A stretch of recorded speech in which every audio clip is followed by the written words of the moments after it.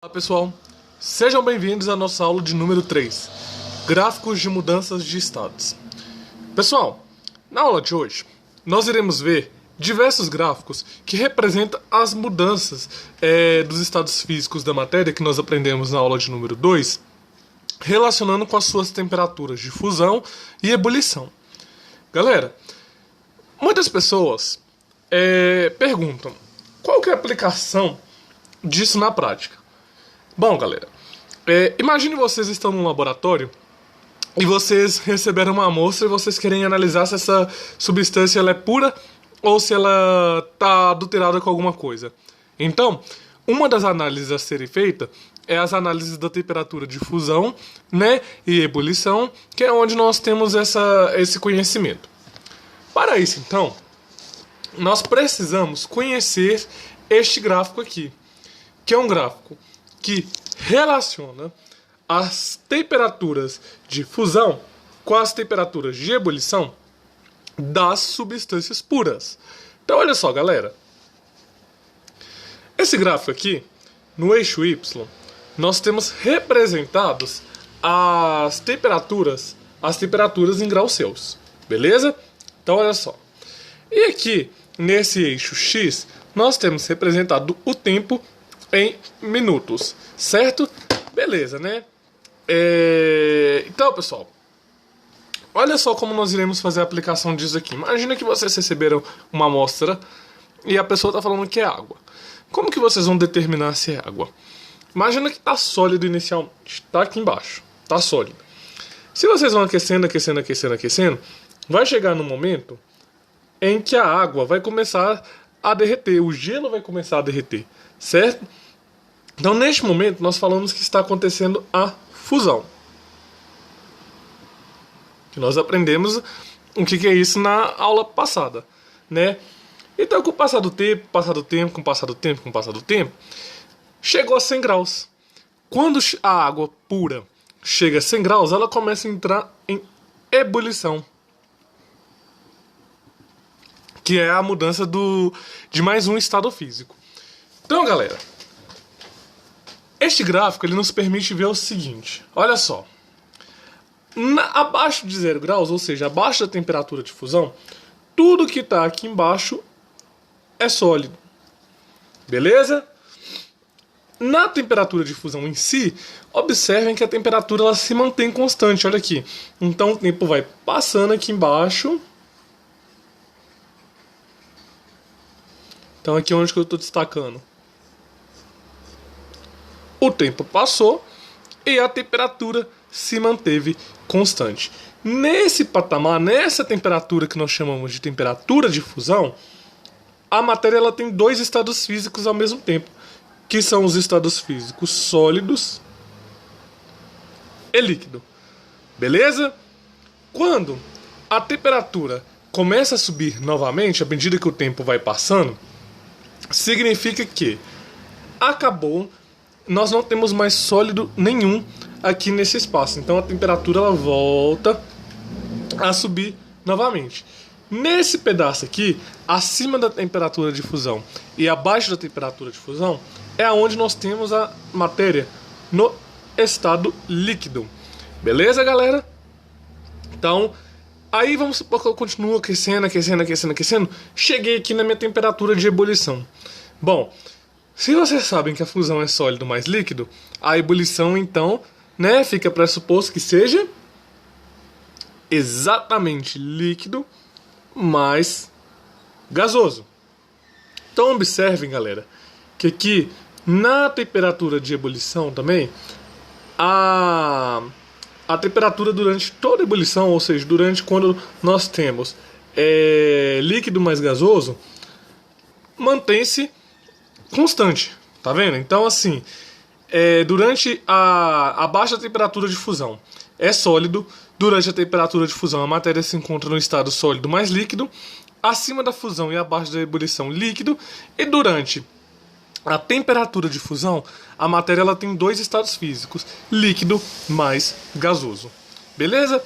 Na hora que todo líquido que ainda tinha naquele meio some, ou seja, acaba, aí a matéria passa a ser somente gasosa.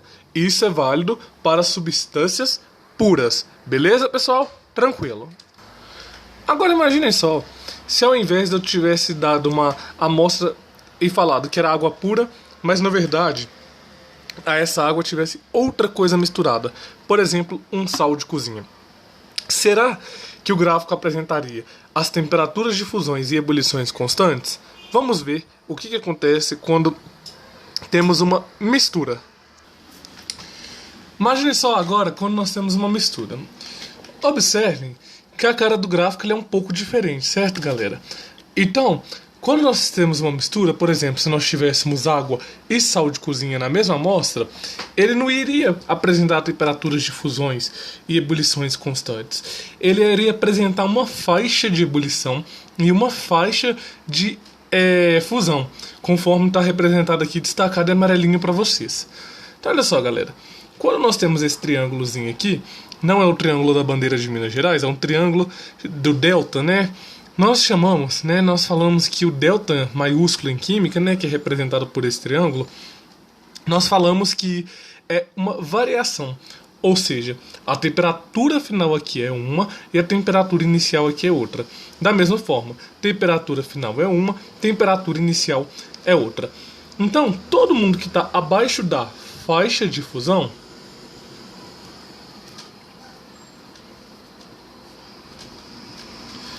está no estado sólido, beleza? Então aqui, à medida que o tempo vai passando, a temperatura vem subindo junto, vocês estão vendo aqui? Só que aqui nesse meio, nós temos os dois estados físicos da matéria ao mesmo tempo, sólido mais líquido, beleza? Então na hora que todo sólido aqui termina, que nós passamos a ter somente líquido e que a temperatura volta a subir numa faixa mais acentuada no menor tempo, nós temos uma substância líquida. De forma igual, na hora que nós chegamos aqui na faixa de ebulição,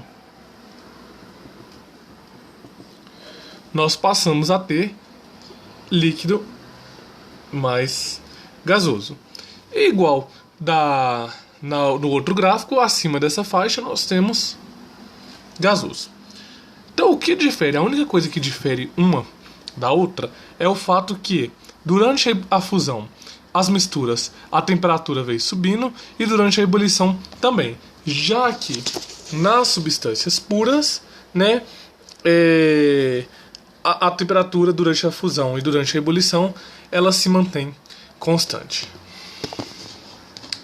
Bom, galera, já que nós falamos de misturas, né, tem dois tipos de misturas que eu queria comentar deles com vocês, que são as misturas do tipo eutéticas e as misturas do tipo azeotrópicas.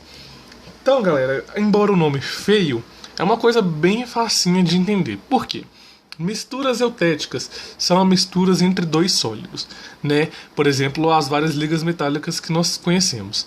E também as misturas azeotrópicas são as misturas de dois líquidos. Então vamos ver como que isso daqui vai interferir na nossa análise.